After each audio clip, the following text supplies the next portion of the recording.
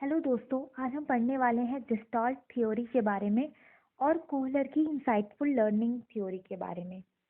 Basically जो cognitive psychologist थे, उन्होंने लर्निंग को एक डेलिब्रेट और कॉन्शियस इफेक्ट माना, ना कि product of mayor habit formation या फिर stimulus response machine like mechanism.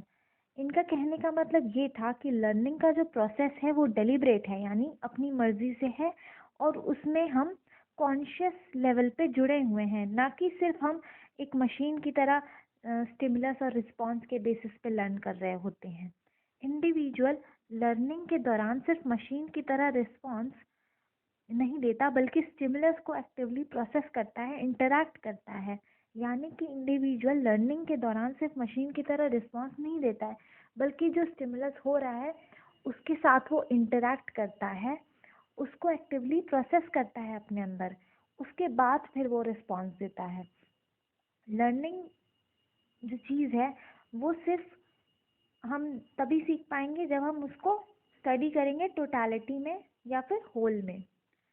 यानी कि अगर हम अलग अलग पार्ट में सीखेंगे कि हाँ, ये स्टिमुलाई मिलेगा तो हम ये रिस्पॉन्स करेंगे, ये स्टिमुलाई मिलेगा तो हम ये रिस्पॉन्स करेंगे, तो हम लर्निंग नहीं अचीव कर पाएंगे। लर्निंग तभी अचीव होगी जब हम चीज़ों को पूरे होल में देख के, हर कंडीशन को देखते हुए लर्न करेंगे। उसके पीछे का बैकग्राउंड या आगे का जो भी है वो सब एक साथ लेकर हम लर्न कर सकेंगे। इन्होंने कोलर ने इंसाइटफुल लर्निंग का एक कॉन्सेप्ट दिया था। इंसाइटफुल लर्निंग का मीनिंग भी यही होता है कि हम किसी चीज़ को लर्न करने के लिए उसकी टोटलिटी या फिर होल में स्टडी करें। तो उन्होंने इस एक्सपेरिमेंट में चिंपैंजी का यूज़ किया था। चिंपैंजी को एक केज में रखा गया था और ऊपर उसके बनाना को लटका दिया गया था कुछ हाइट पे, जहाँ तक वो नॉर्मली ना पहुँच पाए। अब शुरू में एक बॉक्स भी प्लेस किया गया था उस केज के अंदर। अब क्या था, शुरू में चिंपैंजी बनाना लेने की कोशिश कर रहा था, लेकिन कैसे, जंप करके, लेकिन वो अनसक्सेसफुल था। अब उसने काफ़ी बार जंप करने के बाद उसके अंदर से एक आइडिया आया कि क्यों ना मैं इस बॉक्स को एक जंपिंग प्लेटफॉर्म की तरह यूज़ करूं। तो उसने क्या किया कि उस बॉक्स को, बनाना जहाँ लटका हुआ था, सीधे उसके नीचे रखा और उस पर चढ़ के एक जंपिंग प्लेटफॉर्म की तरह यूज़ करके बनाना को ले लिया। इसी तरीके के कई एक्सपेरिमेंट कोलर ने चिंपैंजी के साथ परफॉर्म किए थे, जिसमें से कि एक एक्सपेरिमेंट में उसे दो स्टिक दी गई थी छोटी छोटी, और केज के बाहर बनाना रखा हुआ था।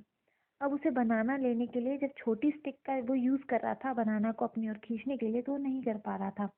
तब उसने दो स्टिक को जोड़कर एक लंबी स्टिक बनाई और बनाना को ले लिया। इस तरीके के कई एक्सपेरिमेंट परफॉर्म हुए थे चिंपैंजी के ऊपर। लेकिन कोलर ने ये इंसाइटफुल लर्निंग का कॉन्सेप्ट तो दिया, बट साथ ही साथ ये इंसाइटफुल लर्निंग जो है वो कई फैक्टर्स पे भी डिपेंड करती है। ऐसा नहीं है कि ये हर सिचुएशन में सेम एक्ट करेगी। अब जो फैक्टर्स पे डिपेंड करती है इंसाइटफुल लर्निंग, उसमें सबसे पहला है एक्सपीरियंस।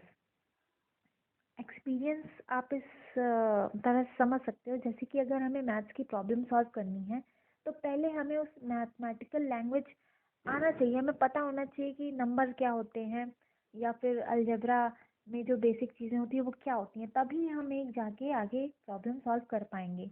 इसीलिए एक्सपीरियंस किसी भी लर्निंग में एक मेजर रोल प्ले करती है। दूसरा फैक्टर है इंटेलिजेंस। यानी कि इंसाइटफुल लर्निंग कैसी हो रही है ये डिपेंड करती है इंडिविजुअल इंटेलिजेंस पे। हो सकता है किसी हाई इंटेलिजेंट पर्सन के अंदर इंसाइटफुल लर्निंग ज़्यादा अच्छे से हो। ठीक है, तो थर्ड फैक्टर है लर्निंग सिचुएशन। अब ज़रूरी नहीं है कि सारी सिचुएशन लर्निंग की एक जैसी ही हो, तो इंसान अलग अलग सिचुएशन में अलग अलग तरीके से उसकी लर्निंग होगी। फोर्थ फैक्टर है इंडिविजुअल एफर्ट। यानी कि जब हम किसी चीज़ को लर्न कर रहे होते हैं, उस बीच में हम ट्रायल एरर करते हैं, लेकिन ट्रायल एरर जो होता है वो शुरू में होता है, कुछ समय के लिए होता है, और वो हमारे लिए इंसाइटफुल लर्निंग के लिए एक वे को खोल देता है। ठीक है, तो ये इंडिविजुअल एफर्ट्स हैं जो आगे चल के हमें इंसाइटफुल लर्निंग में हेल्प कर रहे हैं।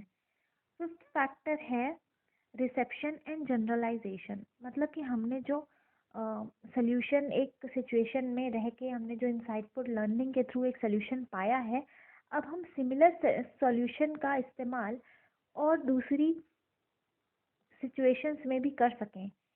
इस चीज़ को कहा गया है रिसेप्शन एंड जनरलाइजेशन, मतलब किसी सिमिलर सॉल्यूशन को हम जनरलाइज्ड कर रहे हैं आइडेंटिकल सिचुएशन में। तो हमने पढ़ा आज जेस्टॉल्ट थ्योरी और कोहलर की इंसाइटफुल लर्निंग थ्योरी के बारे में। Thank you.